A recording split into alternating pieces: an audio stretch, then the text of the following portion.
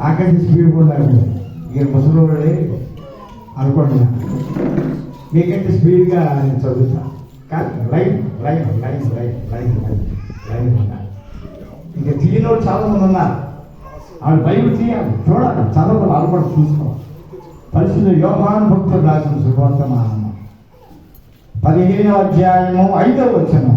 ద్రాక్షావళిని నేను, తీగలు మీరు.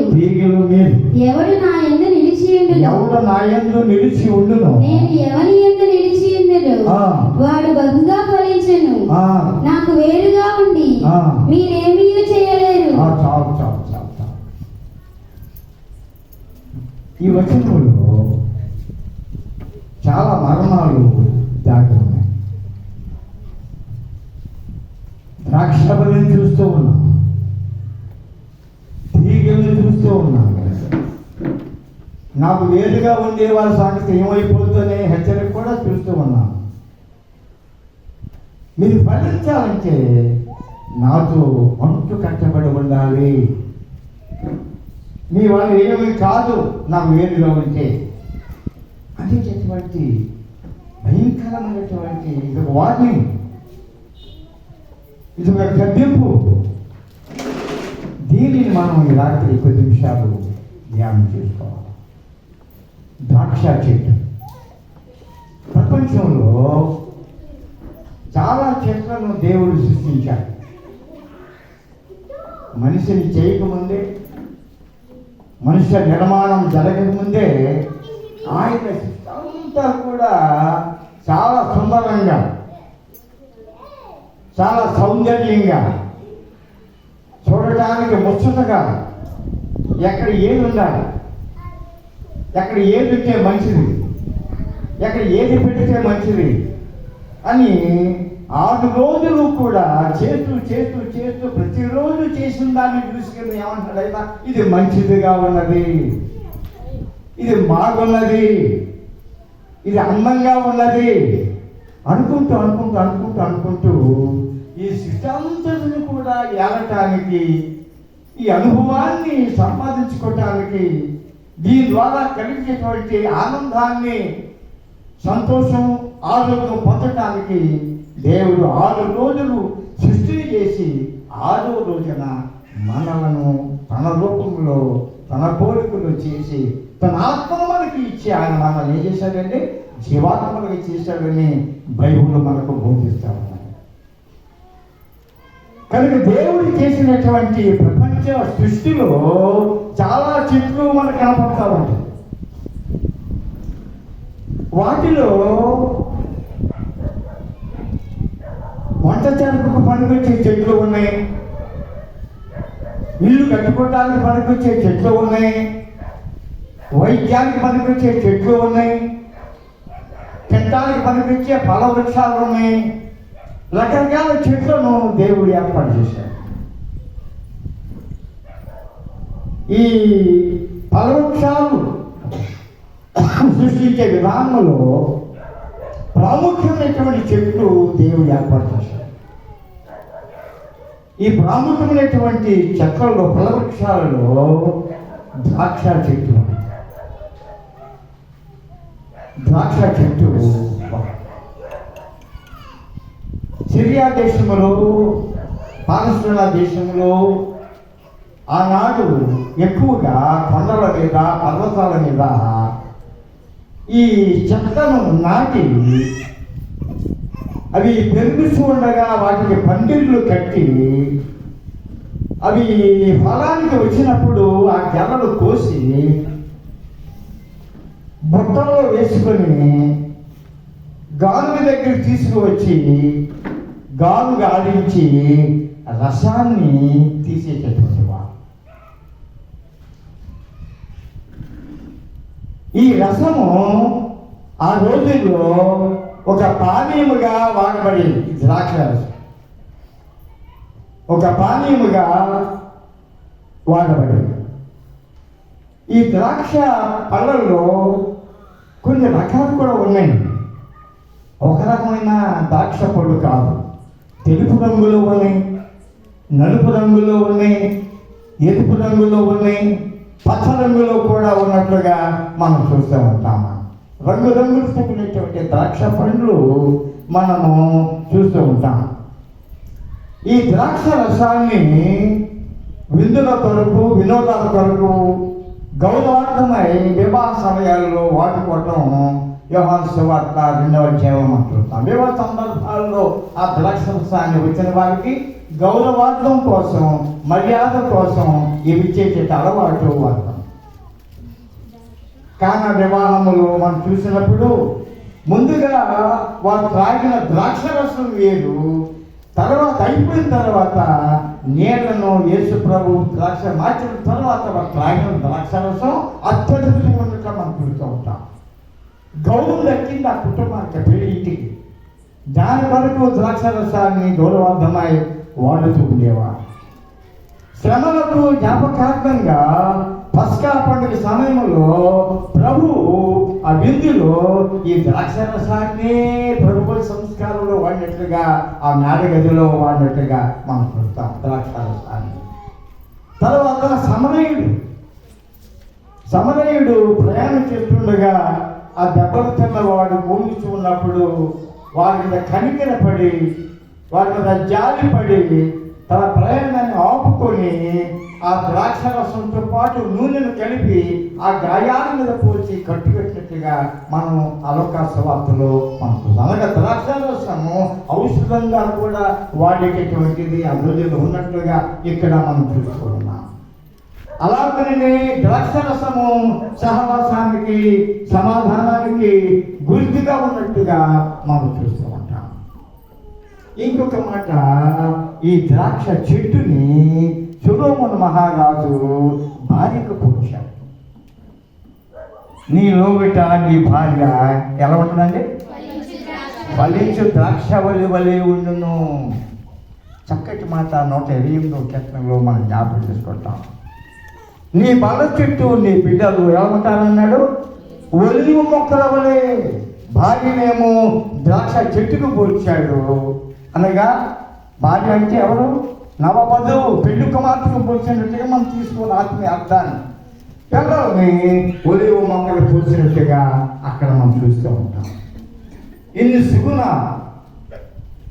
ఇన్ని రక్షణ, ఇన్ని ఉపయోగాలు కలిగినటువంటి ఈ ద్రాక్ష రసము ఎక్కడి నుండి వస్తుంది? ద్రాక్ష చెట్టులో నుండి, దాని కలిగిన గెలలలో నుండి వస్తున్నట్లుగా మనం జ్ఞాపకం చేసుకుంటున్నాం. అటువంటి ద్రాక్ష చెట్టు నాకు యేసు ప్రభువు పోల్చుకున్నాడు. I am the vine. నేను ద్రాక్ష చెట్టు, నిజమైన ట్రూత్ వైన్ అన్నా, నిజమైన చెట్టును, నిజ ద్రాక్షావళిని. మీరు బ్రాంచెస్, మీరు తీగలు. ఆ ద్రాక్ష చెట్టునప్పుడు ఈ తీగలు అంటు కట్టబడి ఉంటేనే కానీ అవి బహుగా ఫలించవనే మాట ఇక్కడ మనం జ్ఞాపకం చేసుకోవాలి.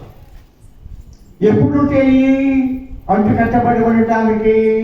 నరకబడకుండా, వేరు చేయబడకుండా ఉన్నన్నాళ్ళు అవి అలా ఉండిపోతే అవి బహుగా ఫలిస్తాయి. ఆ కొమ్మల నుండి, ఆ రెమ్మల నుండి, ఆకుల నుండి పువ్వులు, కాయలు, ఫలాలు వచ్చే విధానాన్ని ఇక్కడ మనం జ్ఞాపకం చేసుకుంటూ ఉంటాము. కనుక ఆయన నిజమైన ద్రాక్షావళి, ఫలించే ద్రాక్షావళి. మనల్ని ఆయన తీగలుగా వచ్చాడు. ఈ పుష్కరాలు అయిపోయింది. 12 సంవత్సరాల నుండి వస్తున్నటువంటి ప్రార్థన పండుగల ద్వారా ఎన్నో అంశాలను వారి దర్శనంలో దేవుని ద్వారా హెచ్చరిక చేయబడి ఈ కోటలు ఏర్పాటు చేసినటువంటి తరుణంలో రాను చూస్తూ 12 సంవత్సరాలు గడిచిపోయింది, పుష్కరం గడిచిపోయింది. ఇవాళ ఒక మంచి అంశాన్ని ఆయన మనం ఉంచారు. ప్రతి ఆదివారం మనం వింటున్నటువంటి ప్రసంగాలు, నెలకొకసారి మనం తీసుకున్నటువంటి ప్రభువు సంస్కార సహవాసం, ఆన్లైన్లో మనం వింటున్నటువంటి సువార్త, ఆ హెచ్చరికలు, తలంపులు, ప్రసంగాలు, బోధనలు ఇవన్నీ వింటూ ఉన్నాము. మనము క్రీస్తుతో కూడా అంటు కట్టబడి జీవించగలుగుతూ ఉన్నాము. ఇంకా మన మనసులు, మన బుద్ధులు ఇవన్నీ కూడా ఆయనకు వేరుగా ఉంటూనే ఉన్నాయా? మనం ఏమి చేయలేం. మన వల్ల ఏమీ కాదు. ఆయన వేరుగా ఉండి మనం ఏమీ చేయలేం. కారణం ఏంటంటే మనము వీఆర్ నథింగ్. మనం నిమిత్తం మాత్రమే ఉపయోగమైనటువంటి వాళ్ళం. మనం భరించేటటువంటి వాళ్ళంగా ఉండాలంటే ఒక మాట నేను చెప్తున్నాను, ఆయన వెంటే మనం ఉండాలి. క్రీస్తు వెంట మనం ఉండాలి. ఆయన వెంబడించాలి. వెంబడించగలిగినప్పుడు అంటు కట్టబడి ఉంటాము. మన యొక్క జీవన విధానంలో ఫలితాలు మనము సాధించాలి. ఆయన అంటాడు తన సర్వీసులో, తన పరిచర్యలో, ఎవడైనా నిలబడకపోయి తనను తాను ఉపేక్షించుకొని, జనాహింస తనను తాను ఉపేక్షించుకొని, సిలువ ఎత్తుకొని, టేక్ హిస్ క్రాస్, తన సిలువ ఎత్తుకొని అప్పుడు నన్ను వెంబడించాలి. క్రీస్తును వెంబడించే జీవితం మాకు కావాలి. ఇప్పటికీ ఇంకా చాలా సంఘాల్లో, చాలా ప్రాంతాల్లో ఈ కోటాలే ప్రార్థనలే, అయ్యగారితో చేసిన ప్రార్థన సంభాషణే.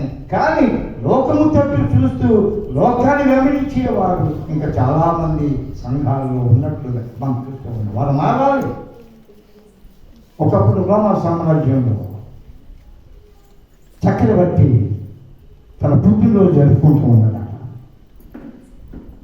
రోమా చక్రవర్తి అంటే ఆ రోజుల్లో ప్రపంచానికి రాజధాని రోమా సామ్రాజ్యం. ఆ చక్రవర్తి గారికి బట్టలు వేస్తూ ఉన్నారు ఆ సైన్యాధిపతులు, సైనికులు, ఇతర సామంతరాజులు, సహస్రాధిపతులు, శతాధిపతులు, ప్రజలందరూ కూడా ఆయనకు గుర్రం మీద, ఆ రథం మీద ఊరేగిస్తూ ఉన్నారు. ఆ రోమ రాజ్యములో ఆయన మీద పువ్వులు జల్లుతూ దారి పొడుగున రథానికి ఆ బట్టలు పరుస్తూ జయ నినాదాలతో ఆయన ఊరేగిస్తున్నారు రోమా సామ్రాజ్యం.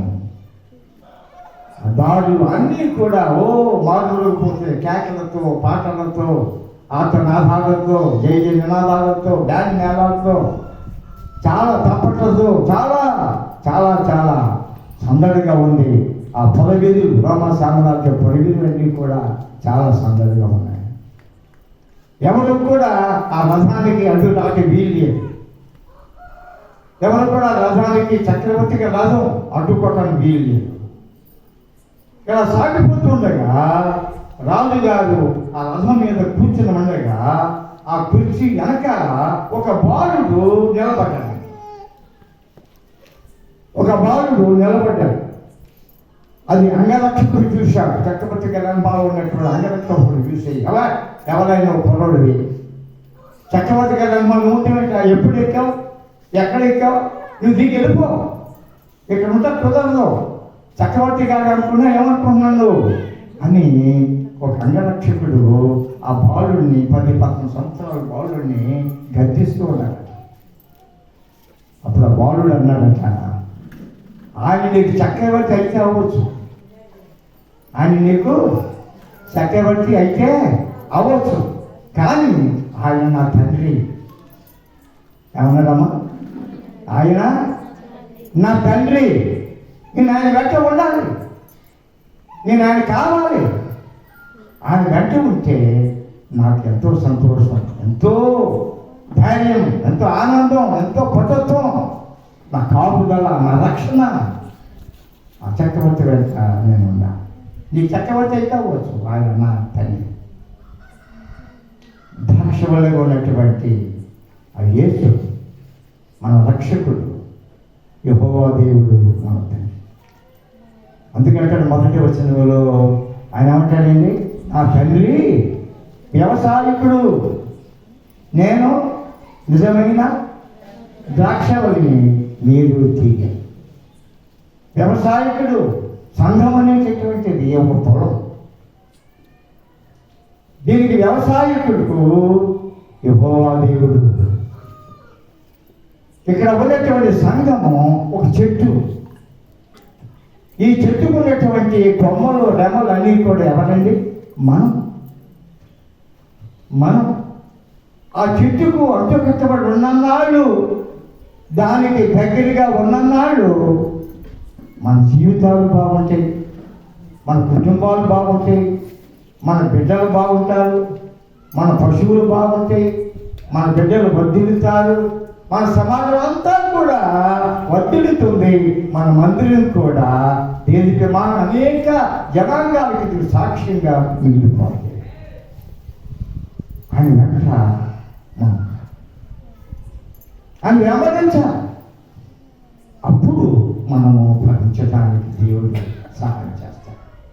ఊరికే చక్రవర్తి గారి మాట మన ముందు అట్లా నేను కూడా కొన్ని మాటలు ఇక్కడ నేర్చుకోవాలి. అయ్యగారం అయిపోయాం, పెద్ద అయ్యగారం అయిపోయాం, రిటైర్డ్ అయిపోయాం, నేను కొంతకాలం పని చేస్తాను అని అలెగ్జాండర్ గారు మీ అందరూ అనుకోవచ్చు. కానీ దీనిలో ఉన్న భావాలు మనం చాలా లోతుగా గ్రహించాలి. మనం ఫలించాలి అంటే, ఎండిపోకుండా ఉండాలంటే, దరిద్రావస్థకు రాకుండా ఉండాలంటే మనము ఆయన అంటే వెంబడించాలి. శిష్యుని పిలిచాడు, వాళ్ళని విడిచిపెట్టి వచ్చేసాను. నేను మిమ్మల్ని మనుషులు కూడా జాగ్రత్తగా నేను చేస్తాను, రండి నన్ను వెంబడించండి. ఆ మోసని పిలిచాడు దేవుడు, పశువులు కట్టుకుంటుండగా వెంటనే బయలుదేరి వచ్చాడు. గిద్యోనుని పిలిచాడు దేవుడు. ఇలాగా అనేక మంది పౌరుని పిలిచాడు. దర్శనంలో నేను క్రీస్తుతో కూడా సిలువేయబడి ఉన్నాను, జీవించేవాడను నేను కాదు, క్రీస్తే నా యందు ఆయన జీవిస్తూ ఉన్నాను. పౌరు యొక్క సాక్ష్యం అది మనకు ఎంచుకోవాలి. దాని వల్ల దెబ్బలు తిన్నాడు, పడద్రోయబడ్డాడు, వెళ్ళగొట్టబడ్డాడు, మా ఊళ్ళోకి రావద్దయ్యాడు, వెలువేయబడ్డాడు. పౌరుడు తన జీవిత సర్వీస్ కాలం అంతట్లో సుఖంలో సంతోషం, సముద్రంలో ఎడారిలో భయంకరమైన పరిస్థితులు ఎదుర్కొన్నాడు పౌరు భక్తుడు.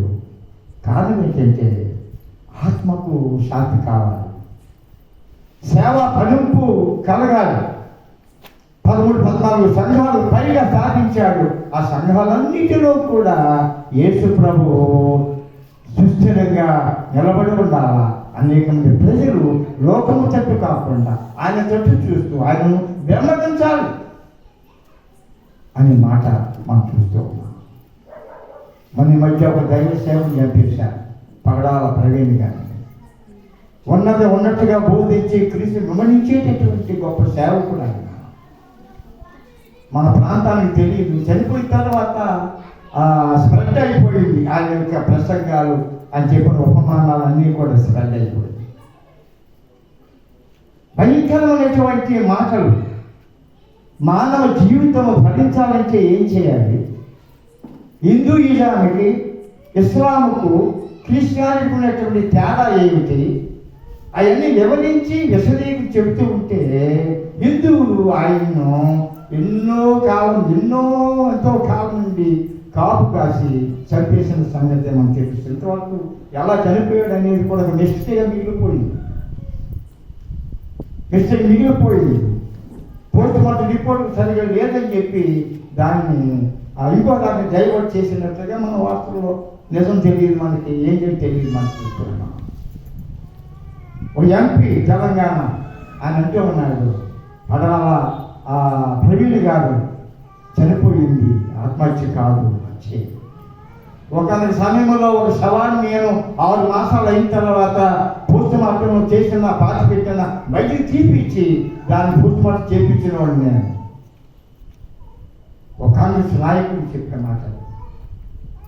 ఈ పగడా ప్రవీణ్ కూడా 6 మాసాలు అయినా సరే ఆ శవాన్ని బయటికి తీపిచ్చి నిజాన్ని బయటికి తీస్తాను నేను, ఎవరు చనిపోయాడు.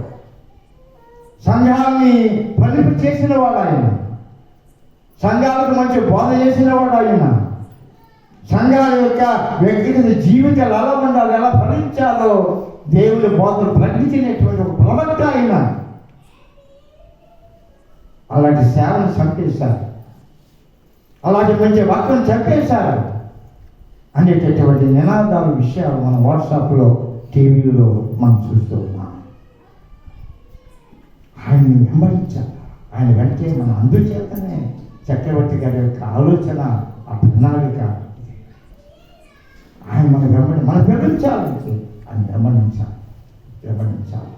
మన ఈ మధ్య పోపు గారు ఒక ఆయన ప్రపంచానికి ఒక పెద్ద, ప్రపంచ అన్ని మతాలకు కూడా ఆయనే పెద్ద పోపు గారు. చాలా సింపుల్గా ఆయన్ని సమాధి తీసుకెళ్ళాలని మన వార్తల్లో వింటూ ఉన్నాం.